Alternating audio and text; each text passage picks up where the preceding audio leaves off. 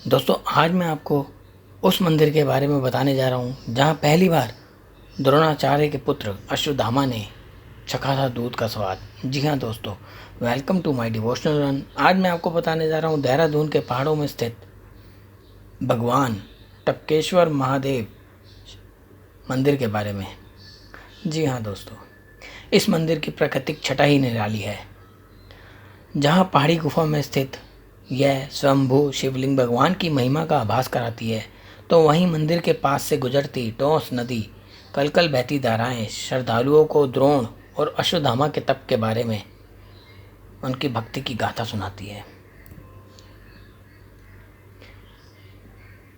महर्षि द्रोण और अश्वत्थामा की तपस्या और शिव की पाठशाला की गवाह रही ये नदी भक्तों को अपनी ओर आकर्षित करती है। इस मंदिर की चर्चा महाभारत में भी है। इस शिवलिंग की सबसे रोचक बात यह है कि द्वापर युग में शिवलिंग पर दूध की धाराएं गिरा करती थी। कहते हैं इस मंदिर को दूध प्राप्ति का आशीर्वाद स्वयं शिव भगवान ने दिया था। कहा जाता है कि जब महर्षि द्रोण हिमालय की ओर तपस्या करने के लिए निकले तो ऋषिकेश में एक ऋषि ने उन्हें तपकेश्वर में भगवान भोले की उपासना करने की सलाह दी। गुरु द्रोण अपनी पत्नी कृपी के साथ तपकेश्वर आ गए। द्रोण गुरु जहाँ शिव से शिक्षा लेने के लिए तपस्या करते, वहीं उनकी पत्नी कृपी पुत्र रतन की प्राप्ति के लिए तप करती थी। भगवान शिव प्रसन्न हुए और कृपी को अश्वत्थामा जैसा पुत्र प्राप्त हुआ। वहीं द्रोण को शिक्षा देने के लिए भगवान रोज आने लगे, लेकिन माँ कृपी को दूध नहीं होता था, इसलिए वो अश्वत्थामा को पानी पिलाती थी। अश्वत्थामा को यह ज्ञात ही नहीं था कि दूध का रंग सफ़ेद होता है और वह तरल पदार्थ होता है। अपने बाल सखाओं को दूध पीता देख अश्वत्थामा भी अपनी माँ से दूध की मांग करते थे। दिन प्रतिदिन अश्वत्थामा के बढ़ते हट के कारण महर्षि द्रोण भी चिंतित रहने लगे। एक दिन महर्षि द्रोण अपने गुरु भाई पंचाल नरेश राजा द्रुपद के पास गए। राजा द्रुपद धन वैभव में मत था। उसने गुरु द्रोणाचार्य के आगमन पर प्रसन्नता तो जाहिर की, लेकिन उनके मुख से भगवान शिव की महिमा पसंद नहीं आई। गुरु द्रोण ने उनसे अपने पुत्र के लिए एक गाय मांगी, जिससे कि वह उसको दूध पिला सके। लेकिन घमंड में चूर राजा पंचाल ने गुरु द्रोण की बात ना मानते हुए उन्हें वहाँ से खाली हाथ विदा कर दिया और यह कहा कि वह जाकर शिव भगवान से ही गाय मांगे। तब गुरु द्रोण को यह बात चुभ गई और उन्होंने वापस लौटकर अपने पुत्र अश्वत्थामा से शिवजी जी की आराधना करने को कहा। अश्वत्थामा ने 6 माह तक शिवलिंग के सामने बैठकर भगवान की कठोर आराधना शुरू कर दी।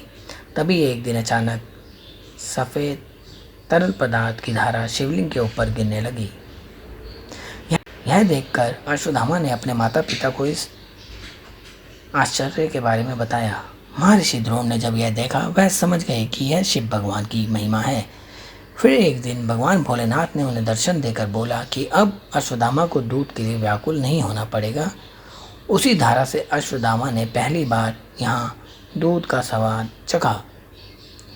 उस समय जो भी भोलेनाथ का दर्शन करने तपकेश्वर आता था, उसे प्रसाद के रूप में दूध ही दिया जाता था। कहते हैं यह सिलसिला कलयुग तक चला। फिर धीरे धीरे भोलेनाथ के इस प्रसाद का अनादर होने लगा, तो यह देखकर शिव शंकर ने दूध को पानी में तब्दील कर दिया और धीरे धीरे अब यह बूंद बूंद कर शिवलिंग पर टपकता है। आज तक कोई यह ज्ञात नहीं कर पाया है कि यह पानी कहाँ से टपकता है।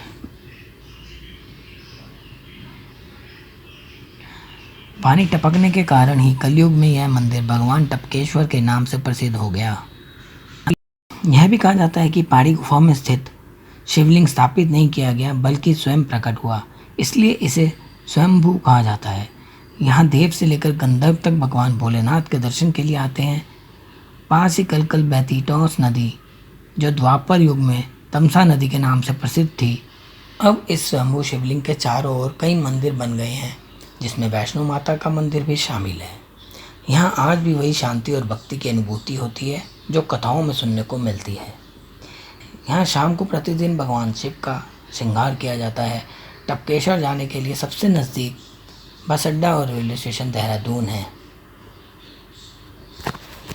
अगर आप अगली बार देहरादून जाएं तो इस प्राचीन मंदिर के दर्शन करना ना भूलें। ऐसी और डिवोशनल धार्मिक स्थलों की जानकारी के लिए आप मेरे चैनल को सब्सक्राइब करना ना भूलिएगा और नोटिफिकेशन बेल पे ज़रूर क्लिक कर दीजिएगा। अगली वीडियो में आपसे होगी जल्दी मुलाकात। धन्यवाद।